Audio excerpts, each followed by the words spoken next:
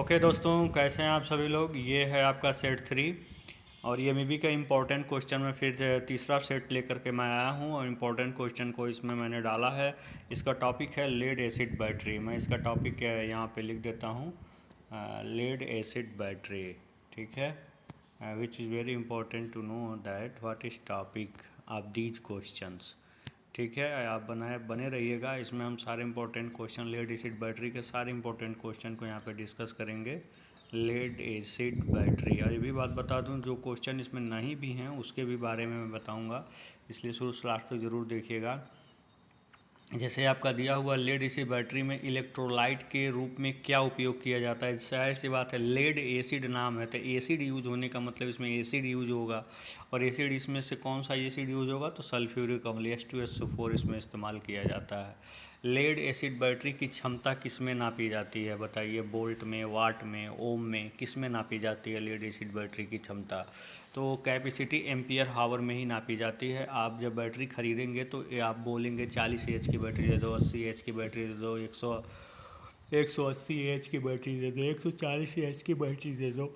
तो बैटरी की क्षमता को जनरली हम एएच में, एम्पियर हावर में हम नापते हैं। फिर देखिए, लेड एसिड बैटरी का पॉजिटिव इलेक्ट्रोड कौन सा है, ये होता है लेड पेरोक्साइड। देखिए ध्यान दीजिएगा, ये होता है लेड पेरोक्साइड। ये एम्पियर हावर हो गया, ये सल्फ्यूरिक अम्ल हो गया। और फिर ध्यान दीजिएगा, ये है आपका क्या, लेड पेरोक्साइड। ये लेड पेरोक्साइड, इसका कलर क्या होता है, चॉकलेटी होता है, ध्यान दीजिएगा। और ये देखिए, लेड से निगेटिव इलेक्ट्रोड क्या होता है, लेड होता है, इसका कलर भूरा होता है। कलर भी इंपॉर्टेंट है, ध्यान दीजिएगा इस बात का। यदि दो लीड एसिड बैटरियों को सीरीज में जोड़ा जा रहा है तो उसका वोल्टेज क्या होगा। हमेशा ध्यान दीजिएगा, सीरीज में वोल्टेज ऐड हो जाता है। जब दो बैटरी को सीरीज में हम जोड़ते हैं तो दोनों का वोल्टेज आपस में ऐड हो जाता है। ठीक है, जैसे आपने किरचॉफ लॉ में भी पढ़ा होगा इस बात को। जैसे यहाँ पे हमने दो बैटरी को जोड़ा, यानी कि दो सेलों को जब जोड़ेंगे तो प्लस माइनस, यहाँ पे मान लीजिए टोटल जानना है अभी, तो यहाँ किरचॉफ लॉ लगा दीजिए। दोनों वोल्टेजेस टोटल के लिए दोनों वोल्टेजेस क्या हो जाएंगे, ऐड हो जाएंगे। सिंपल है बहुत। तो हमेशा सीरीज में जोड़ने के लिए क्या किया जाता है, दोनों बैटरियों को सीरीज में जोड़ा जाता है। बहुत इंपॉर्टेंट कॉन्सेप्ट है ये। वोल्टेज बढ़ाने के लिए बैटरियों को सीरीज क्रम में जोड़ा जाता है। ठीक है, कह रहा है लेड एसिड बैटरी का मुख्य लाभ क्या है। यह कम कीमत और उच्च करंट देने की क्षमता, इसमें करंट कैपेसिटी क्या होती है, ज़्यादा होती है। लेड एसिड बैटरी की इफ़िशियंसी क्या है, यहाँ पे एक बात मैं आपको बता दूँ, इफ़िशियंसी इसकी दो प्रकार की होती है। ये 3 यहाँ पे कुछ नहीं है, ध्यान दीजिएगा इस बात को। ये जो 3 है यहाँ पे कुछ नहीं है, इसको मैं यहाँ से हटा देता हूँ, नहीं तो कन्फ्यूज़न होगी। यहाँ पे लेड एसिड बैटरी की जो क्षमता होती है, जो इफ़िशियंसी होती है, दो प्रकार की होती है। एक होती है एम्पियर आवर एफिशिएंसी, एक होती है वाट आवर एफिशिएंसी। तो जो वाट आवर एफिशिएंसी होती है वो होती है आपकी 60 से 70%, 60 से 70%।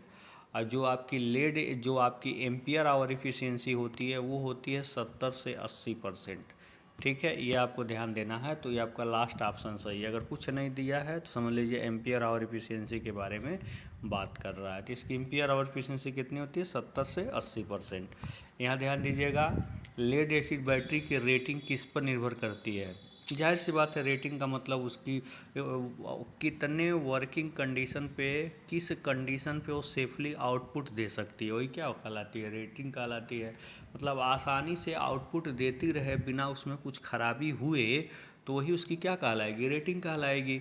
तो ये रेटिंग किस पर डिपेंड करेगी, वोल्टेज और क्षमता पर। भाई वोल्टेज इसका जितना रहेगा उसी हिसाब से रेटिंग होगी, क्षमता जितना ज़्यादा रहेगा उतना ही अच्छा वर्क करेगा।